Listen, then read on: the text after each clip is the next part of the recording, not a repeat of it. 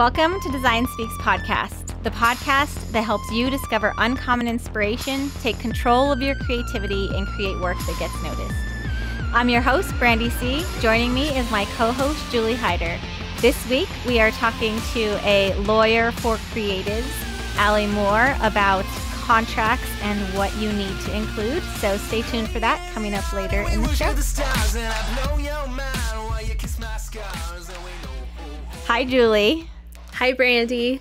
How's it going today? Good. So I'm excited. What are you so excited about today? Because I have so many questions for our guests.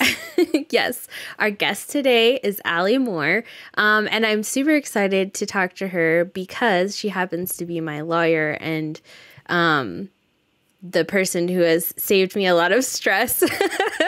I feel like I'm going to feel a lot of business owner guilt after this conversation because I do not have a lawyer and I've been running my own business since 2012. So I'm probably in trouble somewhere. I definitely feel you there. That was me for a long time.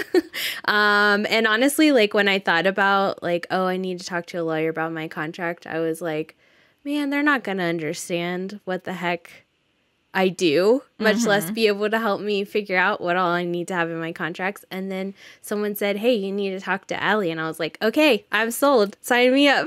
Awesome. So who is Allie? And go ahead and introduce her. Yeah. Okay. For the people on video, she's just patiently waiting for us to introduce her. Yes.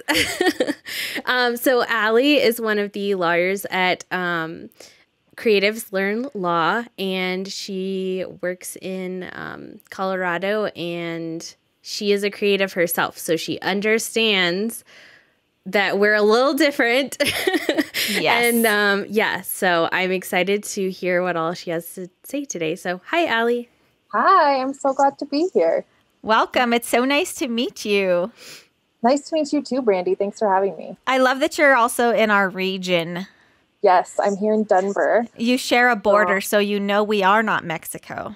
Yes, that I do know. I also know that the food gets a lot better when you cross from Colorado into New Mexico. It does. It does. Yeah, we have we have New Mexican food, and you guys only have Mexican food, so we'll just start there. But I will say that when Julie said that you are a lawyer for creatives, that is exactly what we need. Not that I'm just going to say, like, I don't know, a basic lawyer it wouldn't know the questions that we are going to ask. But I agree with Julie that it does help because we are a special breed as a creative. So first of all, I would like to hear your elevator pitch. I would like to know what you do as a creative and how you ended up as a lawyer for creatives. Yeah, so I'll start with my story, which is that I was a wedding photographer and a portrait photographer long before I went to law school. We opened a photo business, we being my now husband and I, in 2010. And I used that income to put myself through the last year of undergrad, and I went to grad school and law school and worked running this wedding photo business throughout. And I thought that I would become a lawyer when I graduated law school and I would close my wedding photo business, but I couldn't let go of running my own business. So I immediately after law school, I worked here on our state Supreme Court, and then I worked in our state Attorney General's office. And I just was enjoying running my own business more than I was enjoying being a government lawyer. So I quit full-time work when my daughter was born, and I thought that I would maybe try to build a full-time income out of our wedding photo business, but my heart wasn't quite in it. Like, I knew I wanted to be an entrepreneur, but the photography industry is really saturated. You have to be very good at marketing, and I have to be honest, that is not my strong suit. Creatives are usually not great at marketing themselves. Yeah. And in an industry like that, you really have to be good at that. But I realized I had all these fellow photographers and other people in the creative industry that would ask me their contract law questions, and I would kind of give them information, but also disclaim the heck out of it and say, I'm not your lawyer. I don't represent you.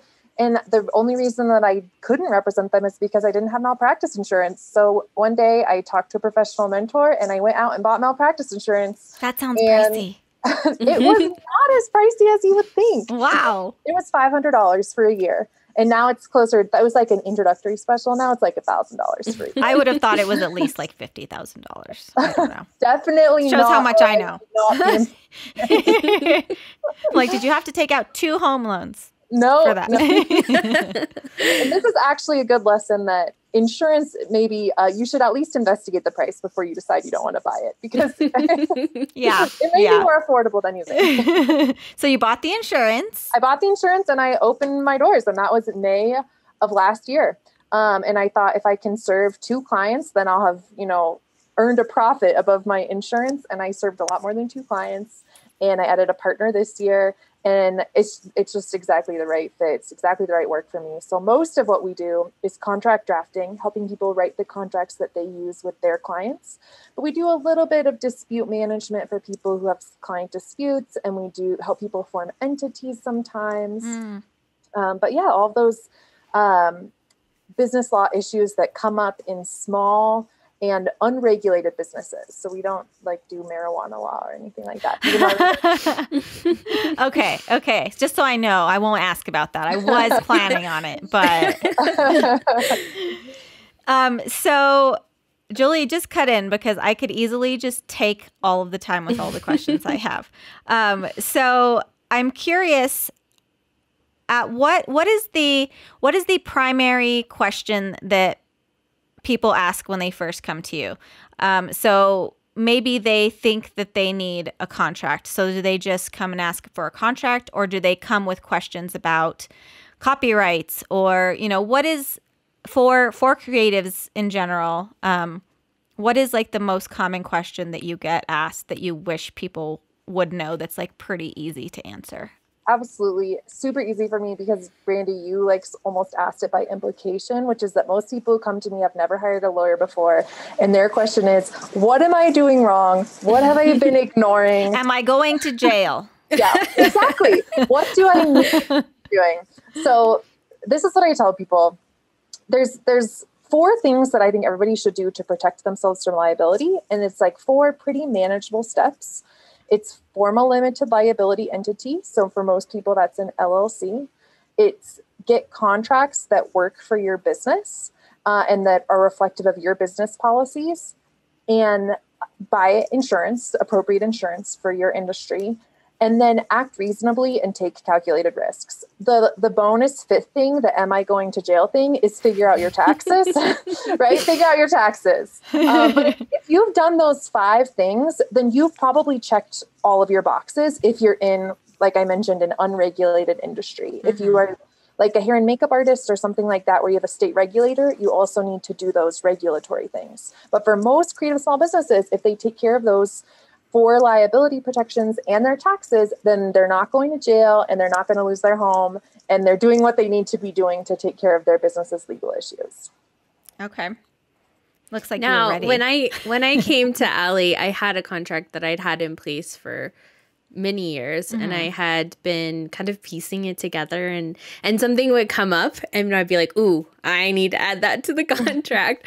So I had something in place, but I came to Allie and I was like, what am I missing and what do I need to beef up, and that was really helpful and also very timely, because now with all the pandemic stuff, that adds a whole other set of things. So I was thankful for that. But so Allie, what do you feel like is something that a lot of times people accidentally, they just don't even think about putting? And I know we're talking about anywhere from photographers to illustrators to whatever, all kinds of creative things. But what's something that people tend to just not realize that they need in there? So I think the thing that's most often overlooked, people do a good job, like you mentioned, Julie, of adding those business policies to their contract after they get burned by a client. Right. I probably should have had that in there. Yeah, and now I do. But people don't always do a good job of thinking about the liability, the personal injury liability. And if I deliver services in person, I need a liability waiver. There's this provision that is maybe my favorite provision for service provider contracts, called a liquidated damages provision. Liquidated damages is like the worst name. That sounds awful. I don't know what it is. Please explain. It's not that complicated. It's not as complicated as the name suggests, but it's that clause that says, if I mess up, whatever it is I'm doing for you, whether it's a website redesign or wedding photos, if I mess up, then the maximum damages are going to be what you paid. I'm not going to be responsible for, for wedding photographers. If you sue me, I am not going to recreate your wedding. I'm not going to spend $30,000 so you can have a new wedding and get new pictures. If you're a designer, I'm not going to be responsible for lost profits. And liquidated damages provisions have to be reasonable, and they have to help resolve some uncertainty, but they're a really good tool to explain to your customers that what I'm on the hook for is the services I provide, and I'm not going to be on the hook for these other things that, are emotionally connected to the services I provide or that are impacted by the services I provide. That makes sense. So I have sort of an adjacent question. How do you, and maybe this is just a person-to-person thing, but in my experience, people don't ever even really read this stuff, right? So I've had, like Julia, I've pieced together my current contract from stuff I found online, from an online, like, pay a lawyer for something quick thing, and then adding my own, oh crap, that just happened, I should add that in stuff. And so when I had a client at one point, they did not, we worked and worked and worked, and they just decided that even though we had agreed on the direction, when it was done, they wanted me to do something different. And in my contract, I had that's fine, but what I quoted you is for the work that's been done, and you will have to pay X amount of dollars, % of the project or whatever, to continue exploring a new direction. And they fought me on it until I said, I'm sorry, like, it's in the contract. And then there was another conversation of, well, you didn't point that out. And I just wasn't sure. I wasn't sure. Like, I knew that it was legal and binding. They had signed off on it. But then it kind of made me feel like, am I being sneaky? Because I didn't read them every single section of this thing and go, okay, here's like 50 sections. Let's sit down and I'm going to be like your second grade teacher and explain every single, like, so is there any like tactic to make sure that you are like encouraging people, because you get it signed, you get it back, you're just assuming they have read the small print, but we don't always read the small print. So like, is there like a good tactic to help make sure that people understand what they're getting into without sitting there and holding their hand? Yeah. Yes, I sort of made a like skeptical face when you were talking, Brandy, because I just can't believe that someone would say that to you, that it was your responsibility to make sure they were closely reading.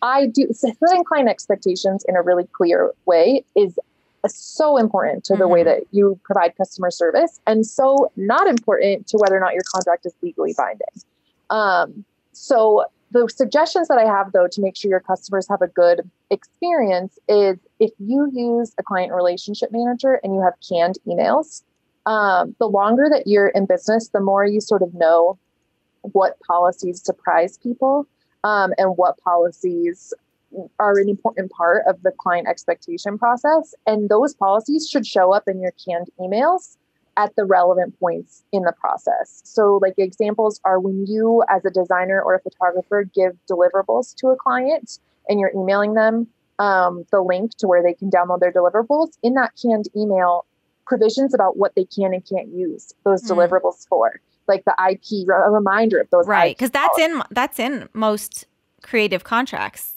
Like, yep. IP stuff is in there, but not adding that extra level of, I know you signed the contract, but also here it is again. Yeah. That's really smart. Yeah. Like early on in the process, you can send reminders about these, the revision process is X, Y, and Z, or the editing process is.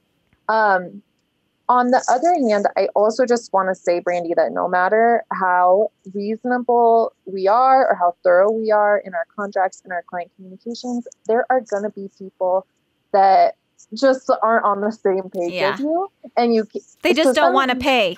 Yeah, they just don't want to pay, or they just like are, I don't know, they're somewhere else. They aren't reading. Sometimes I feel bad. It's like I don't read my emails. I know, right? It's like I can't blame you, but also I sort of blame you. Yeah. And so sometimes like we have to accept that there's just going to be a certain number of clients that are going to be difficult, and we can like do a really good job in our contract of trying to address all the common scenarios. But it's not a foolproof system. There are still going to be people that sort of slip through the cracks and make your life difficult, or make your life difficult despite the contract. But the other tool I'll mention for drawing people's attention is you can use those initials boxes. Those don't make anything more or less enforceable, but if you ask your clients to take the time. So like when I work with photographers who do in-person sales, I highly recommend that they have their clients initial a line that says, I understand my package does not include digital images, or I understand that I don't get personal use rights for the digital images my photographer creates, because you don't want a client to get their gallery and then realize they have to spend another $1,200 and to be shocked. Right. That's a bad situation. Yeah. I always make a point to have not only what you get, but what this quote does not include is. Yeah. It's not check boxes like that they sign off on, which I think is actually a really fantastic idea, because I often wonder, like, are they even looking at this last page, or are they just going, quote sounds good, looks good, I'm getting all that stuff, here you go, here's your money. And that's fine, I want your money, but also I don't want you to feel like I am taking advantage of you. Like, we are collaborating here.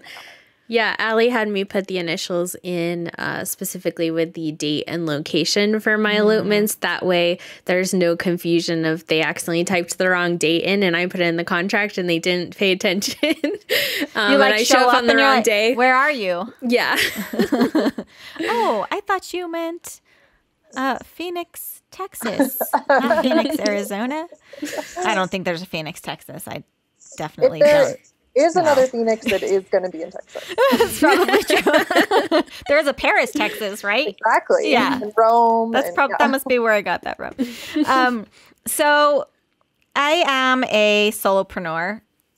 I think I'm a sole proprietor. So could you just like give like a brief overview of like the categories that a creative entrepreneur generally falls, so that people even just get, maybe they're starting out, like they're just going freelance, especially with like COVID and stuff. A lot of people are leaving like their office jobs and just going, you know what, I think I'm just going to do this on my own from home. What's like a good first step to kind of like solidify your place legally as a creative professional? So depends on your state in your city, but if you just, decide you're going to become a consultant or you're going to open a creative business and you start doing business, then you become a sole proprietor. And as long as you don't have a law that requires you to have a business license, just a general purpose business license, either in your state or in your local county or city, then you can do that. You can just start doing business and now you have a business. So you want to check to make sure you don't need a business license. And then if you don't need a business license, the thing to consider is forming an LLC. So an LLC is created with the Secretary of State in your state. In Colorado, it costs $50. In the most expensive state, I think in California, it's upwards of $500, but it's typically just like, I think in New Mexico, I've maybe $100 or between $100 and $200 there. It's not too expensive to form an LLC. And what that does for you is it creates a layer of separation between your business and your personal assets. So they couldn't take my house if they feel like I caused them to crash their business with a bad logo. Yes. At the most general level, that's exactly why you form an LLC. I say at the most general level because it's not magic. So we're all responsible for our individual actions. So the most expensive kind of lawsuit that I worry about for my clients is a personal injury lawsuit, like where you make a mistake and someone ends up injured because you did something negligent, right? Something that was not in line with what people were expecting you to do. Like they trip and fall, even if you're a graphic designer, but you have an office and you spill coffee on the floor and they trip and fall. Or you as a consultant are responsible for a file with your client's client list and that gets hacked or leaked. And you, the person, were supposed to protect it and you didn't. They could sue your business and you in your individual capacity. So that's why we also carry insurance. But where an LLC is helpful is contracts. When you sign contracts on behalf of your business and you have an entity, I use LLC because it's the most common entity for small businesses, but corporations, there's limited liability partnerships. There are a lot of other limited liability entities, but we're going to assume you have an LLC because that's really common. So if you have an LLC and you sign a contract on behalf of your business and later you breach that contract. So a lease is a really good example. If you were allowed to sign a commercial lease as an LLC with no personal guarantee from your business, and then you have to move out of your commercial space before your lease is expired and you're not going to pay anymore, you only want your landlord to be able to get your business assets, right? Not your equity in your home. So that's an example of when an LLC is really helpful. When wedding vendors right now that are having to cancel just a ton of client contracts, if they need to close their doors, then the refunds stop when the business is out of money instead of, when their personal savings and house are gone. Right. And having to file bankruptcy and all that crazy Yeah. stuff. Yeah. That's interesting. So freelancers are generally sole proprietor or like LLC is like the best avenue. What is the difference between the LLC and the, did you say like a corporation? Yeah. So there's two, when people talk about a corporation, there's a state law corporation. So that's, you've created a corporation with your Secretary of State. People usually do that because they want investors and they want to sell shares. And you can sell parts of your LLC, no problem, but investors like corporations because they've been around for a long time and the law is really predictable. LLCs are new and really flexible. So when you're like seeking venture capital, not a concern for any of my clients, but maybe you have a really great app that you're developing and you think you want venture capital, corporation is usually the way to go. Cool. But then also when people talk about corporations, they're often talking about an S corporation. And an S corporation is not an entity that you form with your Secretary of State. It's a tax filing status. So you can be an LLC and make an election to be taxed as an S corporation. And that is very common. And it's a good financial strategy for a lot of creatives. Cool. So if I'm not boring you, I can explain. No, you're not. Okay. I was like, I can explain who benefits from an S corporation, but I also recognize that like I teach at the law school and S corporations are like my law students' least favorite topic. So I don't want to. Yeah, no, that's okay. I just want there to be a real basic understanding, and we may just have you on again in the future because there is a lot to talk about. But I think that it's important for just at the base level to understand like, okay, I'm a freelancer. What to like, instead of just saying, here's your one thing, you should probably just go get an LLC. They can look into, I could be this or this. Obviously, there's more than just those two, but even just as a starting point, if those are the most common, if those are the most easy to understand and stuff, like that's like a good starting spot. Yeah, and what I will add, because I find it really helpful that a couple like CPA and bookkeeper friends have said is when you're earning $50,000 a year in profit, you should start talking to a CPA about making an S election. Before you get to that, don't worry about it. Okay. That's really good. Yeah. Yeah. I think Brandy has some questions about copyright. We were talking about many that. Questions. Yeah. Okay. I literally have like in like probably 9-point type over to the other side of my screen, like a full page. We probably won't get to all of them, but so I have some questions. I have some questions about copyright. I have questions about like derivative work and transformative versus like derivative, and like I realize that I also have a little bit more of an understanding of what that even means. But I think that for creatives, and we do we do have a few photographers that follow along on this podcast, but primarily they are designers, art directors, and illustrators. So a lot of, not that this obviously doesn't play into what Julie does, because people can rip off each other's photos very easily. But let's start with copyright. So, and like just intellectual property rights and things like that. So, for example, if I do put out content into the world all of the time, whether it's, you know, my handwriting or this podcast, things that I say, what is automatically kind of the rights given to me, and what sort of things do I need to make a little bit more official to protect the work that I do? So we'll start there. Sure, absolutely. I'm going to give a disclaimer here quickly, which is that I'm not an IP practitioner. So most of my intellectual property work, which I do IP work, but it's in the form of contracts, like helping people draft contracts to govern their IP rights. I would not file a lawsuit to enforce someone else's IP rights because I hate court and that's not what I want to do.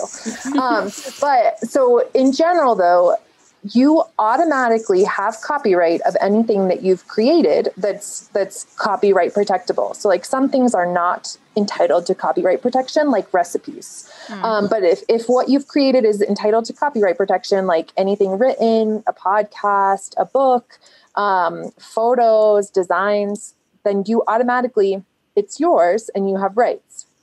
People go to the U.S. Patent and Trademark Office to file things for copyright protection, because once you have filed for copyright protection, you get like a bunch of bonus rights. Like now there are certain damages that if someone infringes your copyright that you have registered, the law tells that person how much money that they're going to have to pay you for the infringement.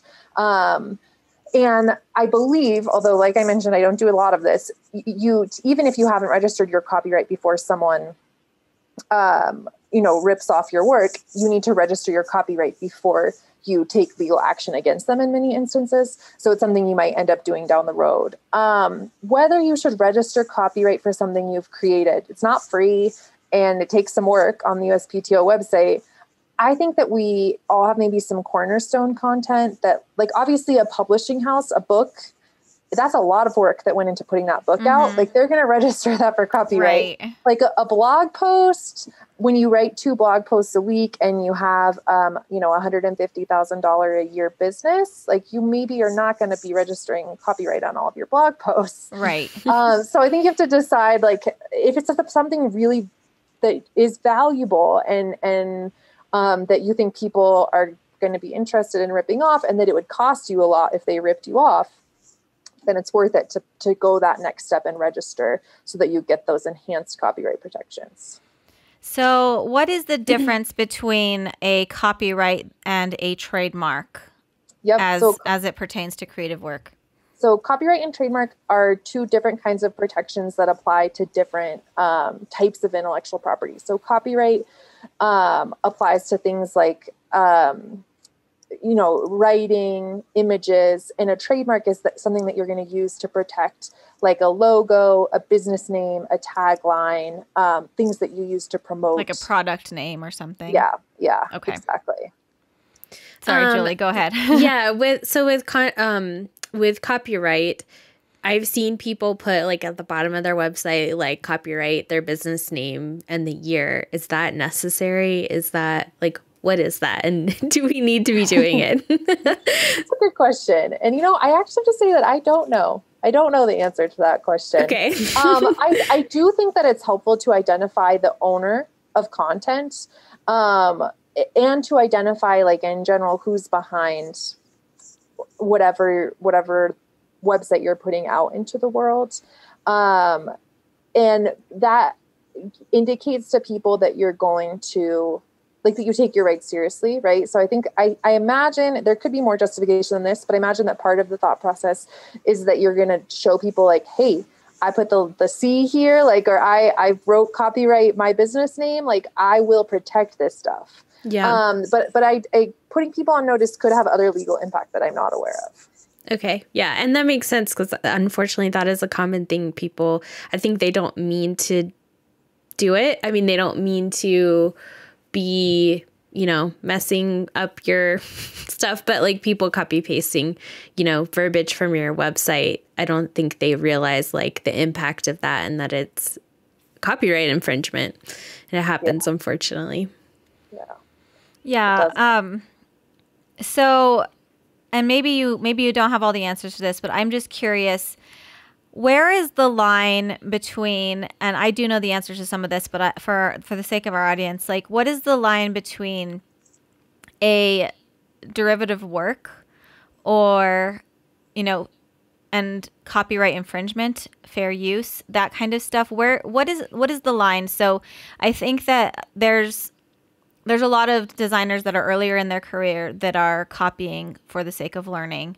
And I have taught in the past that, to some extent that, you have to copy to learn. But where does it cross the line from being, okay to do to this is no longer legal? Yeah. So there's absolutely a legal standard and a test that if I could articulate it off the top of my head, I would. So there's a legal standard for what's a derivative work. I don't know exactly what that legal standard is because it comes up so rarely in my practice. But what I can say about fair use, so the basic rule is that if someone else has copyright to material, then you cannot reproduce it, including like in a slightly altered way, but where it's still, samples their work or is clearly their work. I changed the colors. Yeah, right. Or I only excerpted 6 seconds of your song. You can't reproduce it unless you have permission or you fall in one of the fair use exceptions. And the most common fair use exceptions are like things for commentary, criticism, teaching, or satire. So like SNL, that's a really good example of fair use, right? It's parody, it's satire. That's going to fly.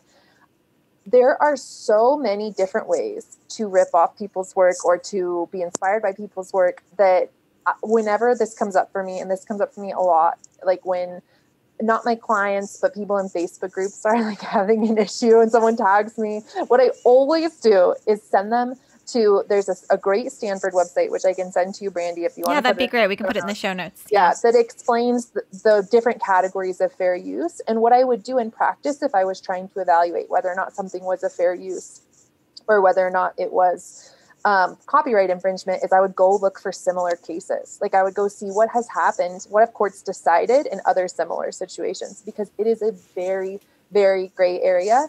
And it is not a clear-cut test. It's totally case by case, right? Yeah. You should absolutely always exercise the most caution. Like if you're putting out something and you're like, I wonder if I was too close to what this person was doing. The Jiminy Cricket test. If your conscience is talking to you, you probably should get that checked out. Yeah. Yeah. But, there's so many people creating in the world that it also happens where somebody alleges that you've infringed their copyright and you're like, I've never seen this before. I didn't know this existed. So people deal with that kind of stuff all the time. Like it happens. Because is that something that you Yeah. Is that something that you have creatives put in their contracts? Like I'm especially thinking of designers early on in my career. I had someone literally come to me and say, I want this logo that this other photographer has. And I was like, I can't do that. That's not legal. We can't. Yeah, tons of people do that. Unfortunately, they are what I like to call hack designers. They just recreate. Yeah, they just, whether it's because they wanted to or a client wants to pay them because they saw something on Google and they just want exactly that thing but with their name on it. So yeah, what can you put into a contract to kind of keep that at bay if you haven't already determined what direction your client wants to take? Yeah. So 2 things. I suppose you could put a clause in your contract that just reminds clients that I have to respect the intellectual property of others. So I reserve the right to decline your requests.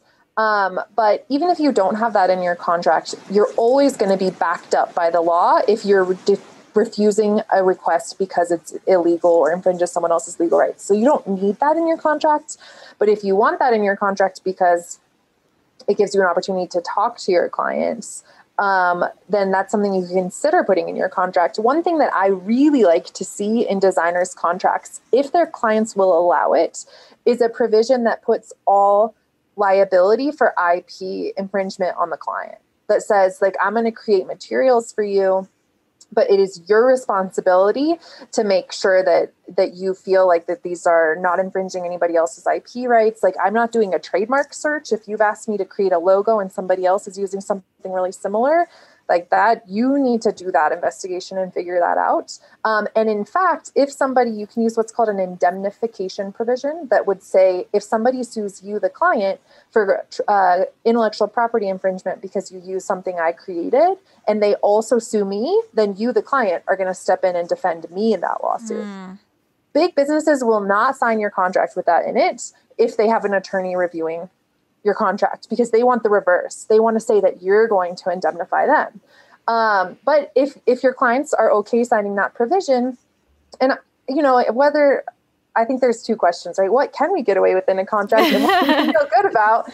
Right. I think it's okay to say, you know what, you're the person who's putting this out into the world. Like, I want you to take responsibility for IP. If your client will agree to that, then I like that kind of indemnification provision. Either way, when you go and buy insurance, which, like we talked about, not as expensive as you think, talk to your insurance broker about a digital media policy that covers copyright infringement, or that covers IP cases in general. Because like we mentioned, like, this stuff can just come out of the blue, even when you really acted in good faith. Right. Yeah, so you never expect the things that come up. No, you don't. And unfortunately, we don't always know what the problems are until there's a hole in our contracts. So before we go, I would love if you could just like give us a really good, I know that every single contract's going to be a bit different, but like if there were however many recommendations that you could say, here are like the sections of a contract that like you need to make sure you are including, like, these are the core things that you absolutely cannot be a creative entrepreneur, business owner, and if you don't have these, you're screwed. Like, what are those things? Yeah. So I'm glad that you talked about sections, because I think that when I get my clients' existing contracts, one way they often fall short is organization. Like, I'm like, your clients would have a really hard time reading this because it jumps all over the place. So I always start a contract with what's called the recitals. That's where you identify the parties. It's important, if you have an LLC, that you're identifying your LLC as a party and not you as an individual. And it's also where you talk about what's the exchange. So you can say the exchange is whatever is detailed in the proposal, if there's a separate proposal, or you can describe, this is the product you're getting and this is the amount of money that you're paying. But somewhere there needs to be a reference to the deal. What's being exchanged? Is it money for services? Even if it's, images for a model release or design for like promotion, but describe the exchange. And then after that, I like sections that define both what you deliver and don't deliver, and what the revision policies are, or the client collaboration or editing or retouching policies are. And then policies about what you're expecting from your client. So whether that's that they need to timely communicate with you, they need to put all the revisions in one document, they need to show up on time, that client obligation section. And then after you've done that, you've described, like, that's the part that my clients are really involved in, because that's how they do their work and it's specific to their business. Then we get to the part that's boring, that the lawyers call the boilerplate. And that's where we want an intellectual property provision that explains what IP rights are granted to your client, what IP rights do you retain. Sometimes we put in the consequences for breaching IP rights, particularly like if you're giving something to someone for a specific use and you would have charged them for another use, then we say in there, I'm giving this to you, I made this design for your wedding invitation. If you put this design on your business website, or if you use this commercially, there's going to be this additional fee that I'm going to invoice you for. Finding holes everywhere in my contract right now. Just kidding. And then, so yeah, IP liability waiver, where they agree not to sue you for injuries, liquidated damages, like we talked about, that if you breach the contract, that there's a damage cap there.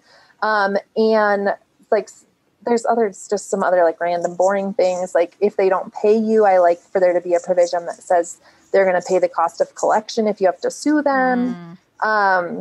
But those, boilerplate terms are the terms that people like sort of are like, that's legalese. I don't understand what that says. And I try to make them really approachable. But it's really important. They're very helpful. Every once in a while, I like get a client where I'm like, thank goodness we had that in there. Yeah, I bet. Yeah. She put a force majeure clause into mine majeure. that I did not have before. And let me tell you right now with the pandemic, that is very key because it's saying like, you know, things are unexpected, but you're not getting your money back. That's basically it. Explain to me what this is. Force majeure. Yeah. I'm probably saying it wrong. No, I don't even know. Good enough. I mean, I don't know. It's Latin, so that's how I say it. So force majeure is super, super important when you deliver in-person services, and your ability to provide those services could be impacted by something like COVID or in Colorado, we have like fires and floods that seem to impact a lot of our like big wedding venue towns. So a force majeure provision explains that if there's an unexpected event that comes up and it's an act of God, right? It's something that it affects more than just you and the client. Force majeure is not your client getting sick or you having a car accident. Force majeure is this outside force. And when that happens, it provides for what the parties are going to do. And with my wedding vendor clients, force majeure is really important to them. We like to say your retainer is non-refundable and you agree to reschedule. For people like designers or consultants that do a lot of, I do coaching. So yeah. And like you do, but most of your work is online. It's actually pretty hard for me to think of a situation because a force majeure event is only a force majeure event when it results in the completion of the contract becoming illegal or impracticable. So you could imagine like coaching, if the government outlawed coaching, that would be a force majeure event. But it's sort of hard to imagine how like an earthquake wouldn't be a force majeure event. Because even though I do in-person strategy sessions, we could do that over Zoom if necessary. So it's not really forcing it out of opportunity to do so. Yeah. So I'm not saying that it's never appropriate for a designer. It's more in person. It's more important for in-person services. Okay. Well, that's cool. I didn't know that. Yeah. I don't think I need that for mine, but I would guarantee there are tons of people that do, because there are graffiti artists or, things like that, where they need to be working outside at a thing, or, any number of things that creatives do that could definitely impact them. So that's really cool. I'm sure somebody's going to think of some way that force majeure could make graphic design impossible. I'm just like the situation where that would happen, it would be like the internet is finished. And I'm like, the least of our worries is that you're trying to get like $700 from someone. We've been hacked. Our country's internet grid has been hacked. We cannot work. It's going to be chaos. That's literally the worst case scenario for my life right now, as if the internet didn't work. Okay, so those are like all my really basic questions, and I think that that's like a really good start. I think that it would be awesome if we could have you on at some point in the future for maybe a Q&A or something with some questions that we have other people bring in. But that was really informative for me. I don't know about you, Julie. You talk to her more often, so you probably were just like, yeah, I know all this stuff already. Because I already asked all the questions. So where can people find you? Yeah. And are you taking clients? And where can people get in contact with you if they want you to look over their contract or maybe help, start from scratch? They don't have one at all. Yeah, so I'd say there's two really good places to get in touch with us. The first is our Instagram, which is at Creatives Learn Law.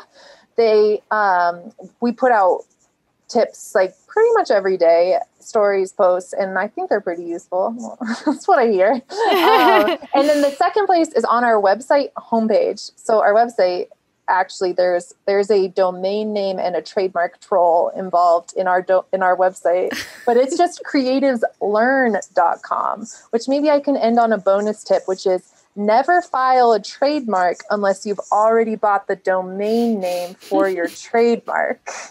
because it turns out this is something that people do. Okay, noted. creativeslearn.com. And at the bottom, you can sign up for our mailing list. And we are taking clients. We do one-on-one drafting services. And then we're also launching, hopefully sometime in January. We don't really have a robust template shop right now, but we're working on some video supported templates where we can sell templates. And then we have videos of my partner and I instructing you on how every clause works and how to edit it. That's awesome. We're excited about it. We will start with designers and photographers probably, because those are our two most frequent clients. So if you get on our mailing list at creativeslearn.com, you'll get an email when we have that ready to go. That sounds like a really great resource. Yes. Yeah. Thank you. Well, thank you so much for spending this time with us and for answering all the questions we had time to answer today. My pleasure. Julie, do you have anything else to say before we say goodbye? Just that everybody should go hire Allie, because she's like, peace of mind is great. I do think, like, when I was listening to Brandy at the beginning talking about like how there's like sort of anxiety about not thinking about these things, I do think that in creative small business, like it's easier the more that you know. It's not in taxes, okay, but I don't do taxes. But everything else is easier the more that you know. I mean, we have to start somewhere. I think that as creative professionals, sometimes a good chunk of us just want to sort of hide that stuff under a rock and hope nobody looks there until somebody looks there. And then you go, I probably should have had more than I do. So I think that if you can't afford a lawyer, or if you can't, delve deep into investing in having a custom contract, check out Allie's stuff and, do your due diligence to at least learn something so that you aren't, getting your house taken away or any number of terrible things that I imagine will happen. I haven't seen that happen yet, but there's a first time for everything. I've served probably between 50 and 100 clients over the past 18 months, and none of them have ever been sued. People have gotten to the verge of lawsuit, but none of them have ever even gone to court. So the odds are in your favor. Although, is it usually the other way around then, that like creatives are more often doing like the suing because of IP stuff, do you think? Or is it just kind of like not a lot of...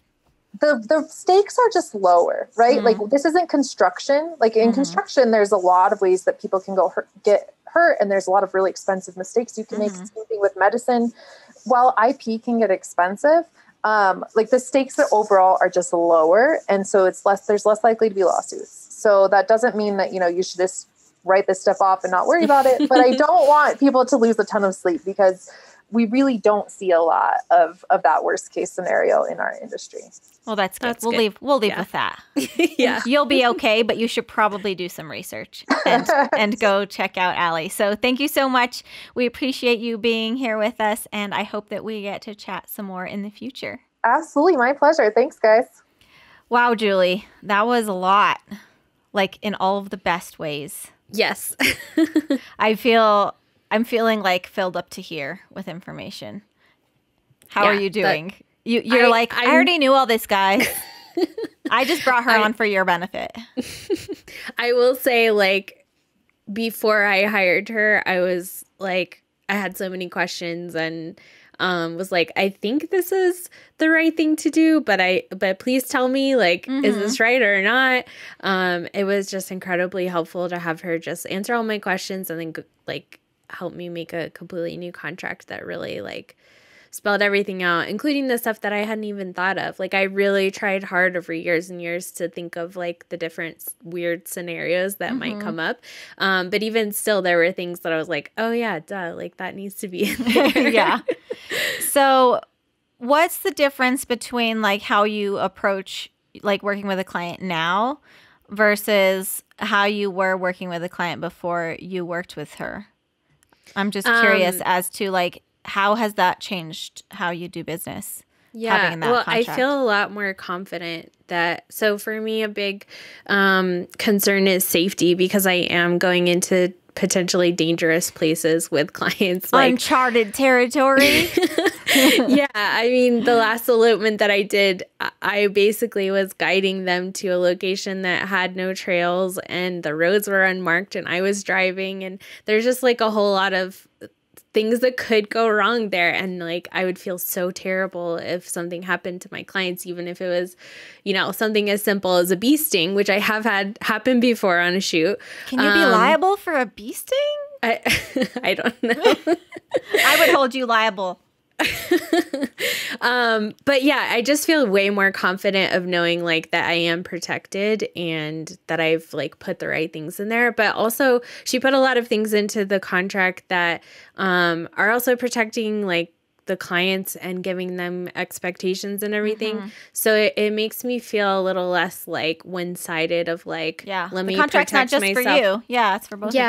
Yeah, it's for everybody. So yeah, I feel way more confident and protected. And then just like everything's out there, you know, like as long as they do actually read the contract. Yeah, and we did talk about that a bit. Yeah, then we're all on the same page. Yeah. But yeah, nobody should be signing something that they haven't read. Just putting that out there.